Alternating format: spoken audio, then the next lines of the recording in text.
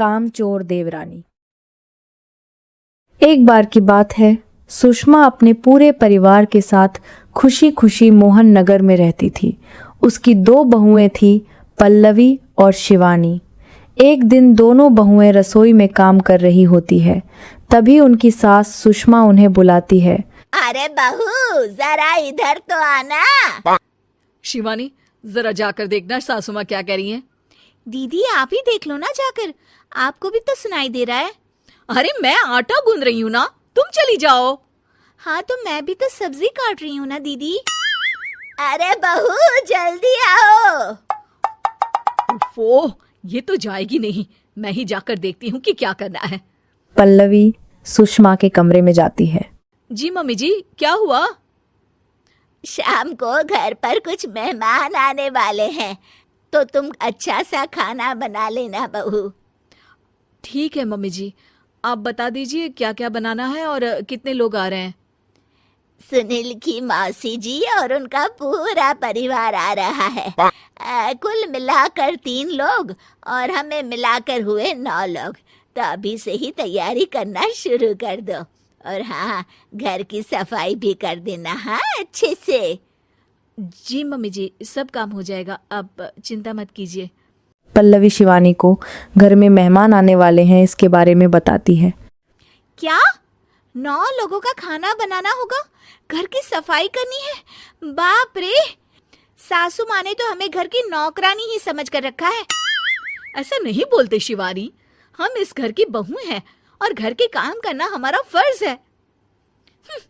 दीदी तो है ही सासू माँ की चमची, जब देखो सासू माँ सासू माँ।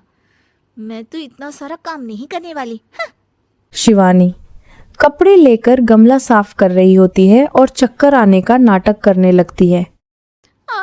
मेरा सर चकरा रहा है। तभी वहां पल्लवी और सासू माँ जाते हैं। अरे बहू, क्या हो गया तुम्हें? मम्मी जी, बहुत तेज सर में दर्द हो रहा है। तुम एक काम करो शिवानी, आराम कर लो। नहीं नहीं दीदी, घर में मेहमान आने वाले हैं, मुझे आपकी मदद करनी चाहिए। अरे कोई बात नहीं शिवानी, तुम आराम कर लो, मैं सब काम कर लूंगी। ठीक है दीदी, अगर आप इतना कह रही हैं तो आराम कर लेती हूँ। शिवानी आराम से अपने कमरे में मैगजीन पढ़ रही होती है। इसे कहते हैं आराम की जिंदगी। इतना सारा काम। चलो सारा काम खत्म हो गया, शिवानी को देख आती हूँ। शिवानी अपने कमरे में ईयरफोन में गाने सुनते सुनते सो जाती है और उसके साइड में मैगजीन भी रखी होती है। पल्लवी वहां आ जाती है और वो सब देखती है। ओहो, तो मतलब सब काम चोरी का बहाना था। अभी बताती हूँ इसको। घर का सारा काम मुझे करना पड़ा और ये महारानी यहाँ मैगजीन पढ़ रही है, गाने सुन रही है। पल्लवी रसोई से एक प्लेट और चम्मच लेकर आती है और शिवानी को थाली बजाकर उठाने लगती है। शिवानी अचानक से उठती है। उठ गई महारानी, गाने भी सुन लिए, मैगजीन भी पढ़ ली। तुम तो बहुत बड़ी झूठी निकली शिवानी।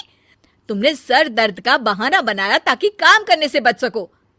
हाँ बनाया बहाना, तो क्या करती, इतने सारे काम करती। मुझे कोई शौक नहीं है चापलूसी का। क्या चापलूसी? तुम्हें लगता है कि मैं सारे काम चापलूसी के लिए कर रही हूँ? और नहीं तो क्या। तभी वहां सासू माँ आ जाती हैं। अरे बहू, वो लोग बस आने ही वाले हैं, तुम तैयारियां कर लो। जी सासू माँ, तुझे तो मैं बाद में देखती हूँ। सब खाना खाने बैठते हैं और खाना शुरू करते हैं। तभी सुनील की मौसी बोलती है। वाह भाई वाह, खाना तो बहुत ही अच्छा बना है सुषमा जी। एक एक चीज में क्या स्वाद है। यह सुनकर शिवानी मुंह बना लेती है। उसे अपनी जेठानी की इतनी तारीफ रास नहीं आती। आपकी बहुएं तो बहुत ही अच्छा खाना बनाती हैं। हाँ बनाती तो दोनों ही अच्छा है, पर आज ना ये सारा खाना बड़ी बहू ने बनाया है। छोटी बहू की तबीयत ठीक नहीं थी, सो इसलिए।